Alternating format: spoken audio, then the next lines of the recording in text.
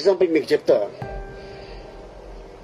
నేను యమలీల చేసిన తర్వాత ఘటోత్కచుడు సినిమా షూటింగ్ చేస్తున్నాం. ఒక పాపని ఎక్కించుకొని సైకిల్ మీద తొక్కుంటూ వెళ్ళాలి.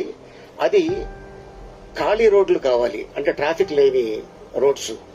ట్రాఫిక్ లేని రోడ్స్ అంటే ఎక్కడ ఉన్నాయంటే అది మాదాపూర్ హైటెక్ సిటీ దగ్గర. ఆ సినిమా చూడండి మీరు, ఘటోత్కచుడు. అక్కడే పాపను ఎక్కించుకొని సైకిల్ తొక్కుంటూ ఖాళీ రోడ్ అది. అప్పట్లో చెప్పారు షూటింగ్ చేస్తుంటే, సార్ ఇక్కడ 2 ఎకరాలు తీసుకోండి, 2-3 ఎకరాలు, ఫీచర్స్ చాలా బాగుంటది అన్న. కాకపోతే అక్కడ అన్ని రాళ్ల గుట్లరు. అంటే ఆ రాళ్లు కొట్టుకోవడానికే దాదాపు ఆ రోజుల్లో 5-6 లక్షలు అవుతుంది. ఎందుకులే మనం ఏం కొంటాంలే ఆ వయసు. కానీ ఇప్పుడు అదే గుట్టలో, అదే హైటెక్ సిటీ దగ్గర ఎకరం 70 కోట్లు ఉంది. డబ్బులు ఉండొచ్చు, కానీ కొనడానికి స్థలం లేదు అక్కడ. నేను శ్రీకాంత్, హీరో శ్రీకాంత్, ఒక 2 ఎకరాలు కొందామని కార్లో డబ్బులు పెట్టుకొని వెళ్ళాం.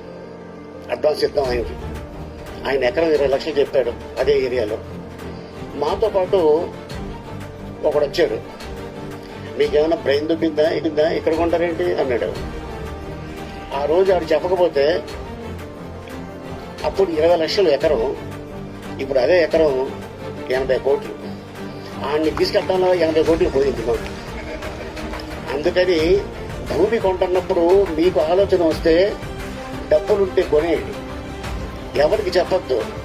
ఎవరికైనా చెప్తే వాడు డెఫినెట్ గా ఏదో వంక పెడతాడు. మనకి లేనిపోయింది టెన్షన్.